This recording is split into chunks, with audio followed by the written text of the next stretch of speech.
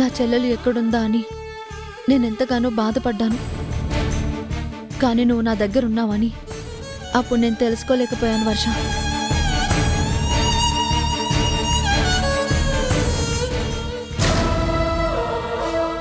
మా మీద ఇంత అభిమానాన్ని చూపించావు. మరి నీ జీవితం కోసం మేం ఆలోచించకుండా ఎలా ఉంటాం? ఆ రోజు నేనొక్క చెంపదెబ్బ కొట్టానన్న కోపంతో నువ్వింట్లో నుంచి వెళ్ళిపోయేవేమోనని అనుకున్నాను. కానీ ఇన్నాళ్ళు అజ్ఞాతంలో ఎందుకు బతుకుతున్నావో నేను తెలుసుకోలేకపోయానమ్మా. జరిగినవన్నీ మర్చిపో. కానీ ఒక్కటి గుర్తుంచుకో, డబ్బు దానం చేయొచ్చు, బట్టలు దానం చేయొచ్చు, కానీ ప్రాణాల్ని దానం చేయకూడదు. ప్రాణమైన మనిషిని దానం చేయకూడదు. బ్రతుకు శూన్యమైపోతుంది.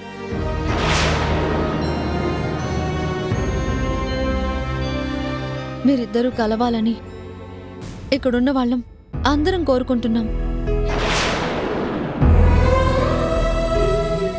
వెళ్ళి వంశీతో తాళి కట్టించుకో. వంశీ, నా చెల్లెల్ని నీ భార్యగా చేసుకో.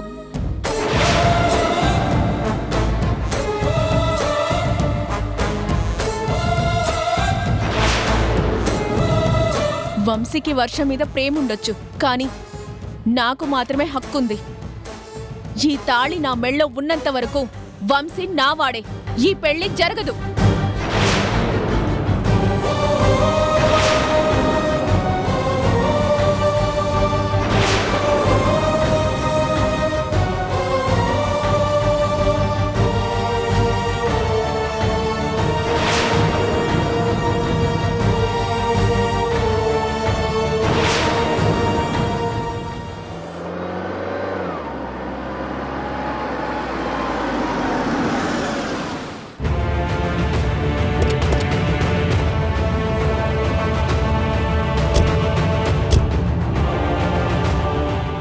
ఏమైంది సమంత? చూసావా తాతి, నువ్వు మనవరాలు మనవరాలు అని ఆ వర్షని అంతగా అభిమానించావు. కాని అది దాని బుద్ధి చూపించుకుంది. నీ మనవరాలికి అన్యాయం చేయాలని చూస్తుంది. నా జీవితంతో ఆడుకోవాలని ప్రయత్నించింది. నా వంశీని తెలివిగా తన సొంతం చేసుకోవాలనుకుంది. ఎవరి గురించమ్మా నువ్వు మాట్లాడేది? వర్ష ఏంటో మాకు తెలుసు. వర్ష గురించి నువ్వు తప్పుగా మాట్లాడకు. నువ్వు ఎప్పుడు వర్ష వైపే మాట్లాడతావు. ఎందుకంటే వర్ష అంటే నీకు అభిమానం, కానీ మా తాతికి నేనంటే అభిమానం. నా గురించి ఆలోచిస్తారు. నువ్వు చెప్పు తాతి, వంశీ నా వాడు కాదా? నా సొంతం కాదా? నా భర్త నాతో ఉండాలి, కానీ ఆ వర్షతో ఎలా ఉంటాడు? వర్ష నిన్ను వంశీకి దూరం చేయాలని చూస్తుందా? అలా ఆలోచించేదే అయితే కళ్యాణ్ని పెళ్లి చేసుకోవడానికి ఎందుకు సిద్ధపడుతుంది? వంశీ తన దగ్గర ఉన్నాడు కదా, ఎప్పుడో తను పెళ్లి చేసుకొని ఉండాలి కదా. నిజమే నాని, ఆ విషయం మనమందరం ఆలోచిస్తాం. కాబట్టి వర్ష చాలా తెలివిగా ప్లాన్ చేసింది. ఆ కళ్యాణ్ గారిని పెళ్లి చేసుకుంటానని నమ్మించింది. అదే కళ్యాణ్ గారు వంశీకి వర్షకి పెళ్లి చేసేలాగా పెద్ద నాటకానికి తెరతీసింది. ఈరోజు పెళ్లి కళ్యాణ్ది వర్షాది కాదు, వంశీతో వర్షకి పెళ్లి చెయ్యాలని ఆ కళ్యాణ్ గారు నిర్ణయించుకున్నారు. ఈ నాటకాన్ని నేను కనిపెట్టాను కాబట్టి నా వంశీని నేను తీసుకువెళ్ళిపోతున్నాను. నువ్వు చెప్పు తాతి, నేను చేసింది తప్పా? తప్పెవరిది అన్నది ఇప్పుడే నేను తేలుస్తానమ్మా. వంశీ ఎవరి సొంతం అన్నది ఇప్పుడే నిరూపిస్తాను.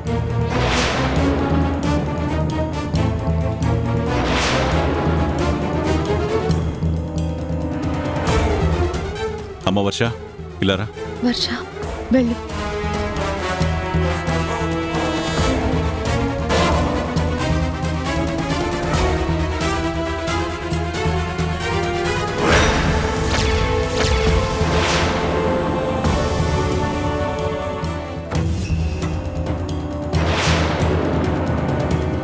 వంశీ నీవాడు. ముందు మీ ఇద్దరే ప్రేమించుకున్నారు. ఆ ప్రేమను మీరు దూరం చేసుకోకండి. మీరిద్దరూ ఒక్కటవ్వాలి. ఎప్పటికీ కలిసే ఉండాలి. ఇదే ఈ తాతయ్య కోరుకునేది.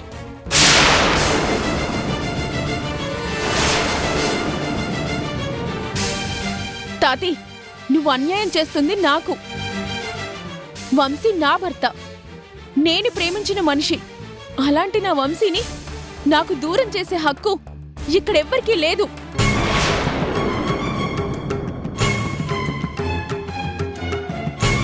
నీకు వంశీ మీద ప్రేమ లేదు, కేవలం వర్ష మీద పంతమే ఉందని ఇక్కడ అందరికీ తెలుసు సమంత.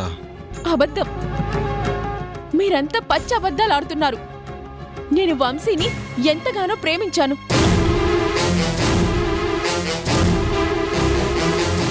వంశీ మీద ఎంతో ఇష్టాన్ని పెంచుకున్నాను. వంశీ అంటే నాకు ప్రాణమని ఇక్కడ అందరికీ తెలుసు, ఆఖరికి వర్ష కూడా.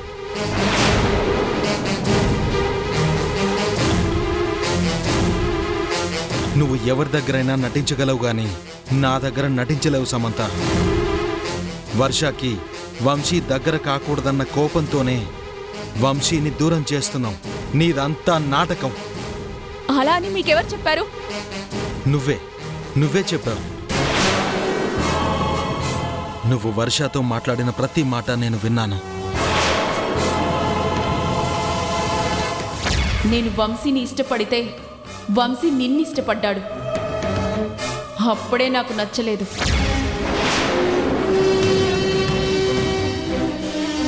నేను వంశీని కోరుకుంటున్నానని అందరికీ చెప్పాను. ఇప్పుడు నిజం నీకు మాత్రమే చెప్తున్నాను. వంశీ ఎప్పుడైతే నిన్నిష్టపడ్డాడో అప్పుడే నాకు వంశీ మీద ఇష్టం చచ్చిపోయింది.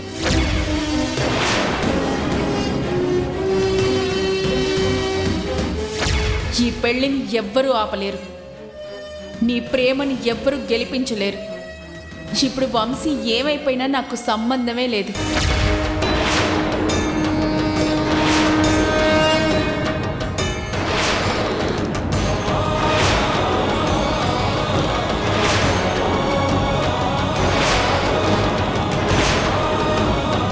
నీ నిజస్వరూపమేంటో అందరికీ తెలిసిపోయింది.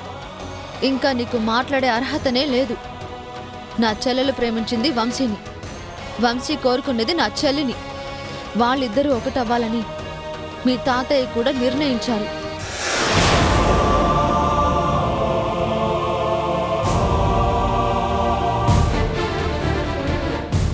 దాన్ని నువ్వు ఆపలేవు సమంత. ఆపుతాను, ఆపి తీరుతాను.